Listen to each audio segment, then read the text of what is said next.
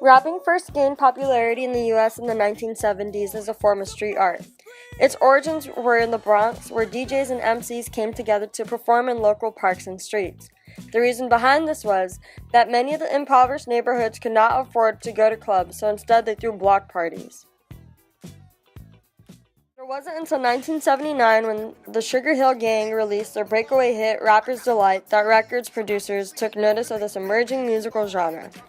Once they did, numerous rap acts including Run DMC and NWA surfaced, and rap's audience began to swell.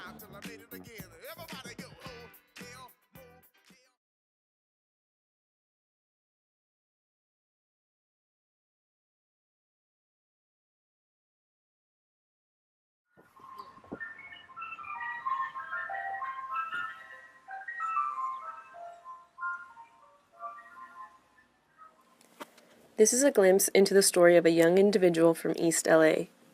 Kevin Herrera is part of a youth program in Lincoln Heights that helps youth achieve their high school diploma. He has endured numerous hardships, including being pushed out of his former high school. Kevin is currently following his passion for poetry and music production as he raps with his friends in their thrash rap group, Those Meddling Kids. Where I grew up like around Echo Park, Westlake, MacArthur Park area. And growing up, it was I always had like this tendency to be really shy and scared, and it was because of my parents. Parents got divorced when I was around 10, and some other things happened when I was younger, like before that even happened, and it gave me like I was very angry for a long time. I'd say I'm still kind of angry, but not about that anymore. It's just it's really different now. Like my mother and I hardly talk. My father kicked me out last October out of his house. So it's just it's basically ever since those like incidents happened, I became very antisocial. I'm very to myself. But I have a family now that happens to make music with me, which makes me happy now.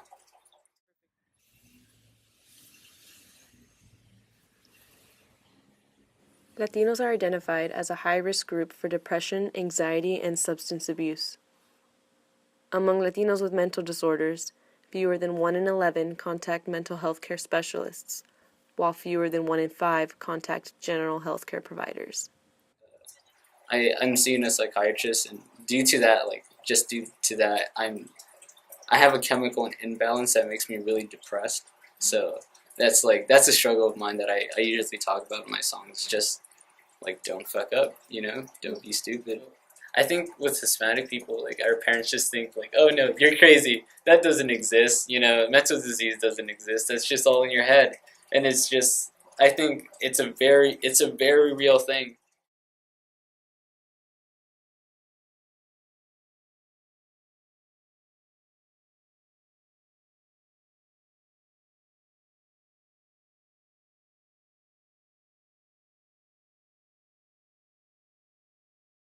A lot of pharmaceuticals. It was like Ambien, Xanax, codeine, Oxycontin, Adderall.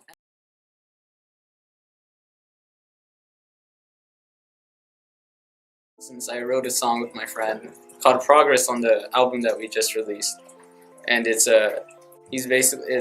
was a fusion of me and him writing, and it was basically just us trying to get better, because at the time when we were doing this album before, we were really emotionally unstable. We were doing drugs. We were just basically fucking up. Music came to me when I needed it. It like fell at my feet, because I think if they didn't call me to make that song, I honestly think I would have been 6 feet underground right now.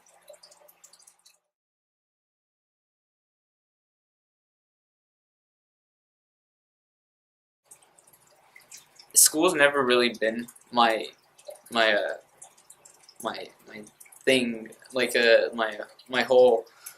my big picture of what I want my life to be in a few years. School was never involved in it, which is why they'd get mad. My counselor, at least, because it's like, you're not gonna make it as an artist. Hardly anyone makes it. But I remember telling her that the people that you're gonna kick out, that are getting kicked out for doing only art are going to be the people who make it. I want to shut my parents up. I want to shut my counselor up. Anyone who ever doubted me, I just want to be able to be like, I made it. I told you I was going to make it.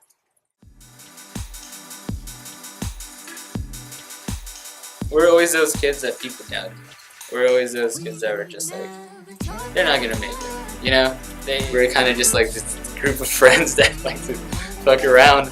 And then those meddling kids became savage boys, where it's just a bunch of kids who were kind of just, they felt alienated. The group that I'm with is, they're not, I don't want to call them my group, they're my family. And we happen to make music. I'm not just gonna make music to put out there. The music that I put out, it's not really for people to have fun. It's more of a story of who I am as a person, as an artist. You know, just who I am and where I came from.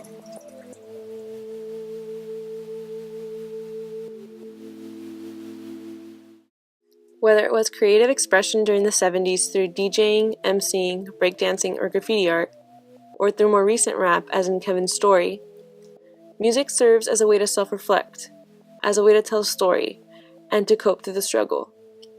Among other things, music provides an outlet for resistance, and a space to create and reaffirm identity.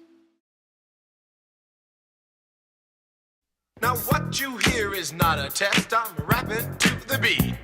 And me, the groove, and my friends are gonna try to move your feet. You see, I am Wonder Mike, and I like to say hello. To the black, to the white, the red, and the brown, the purple, and yellow. But first, I gotta bang, bang, the boogie to the boogie. Say up, jump the boogie to the bang, bang, boogie. Let's rock. You don't stop, rock the rhythm that'll make your body rock. Well, so far you've heard my voice, but I brought two friends along. And next on the mic is my man Hank. Come on, Hank, sing that song. Check it out, I'm the CASN.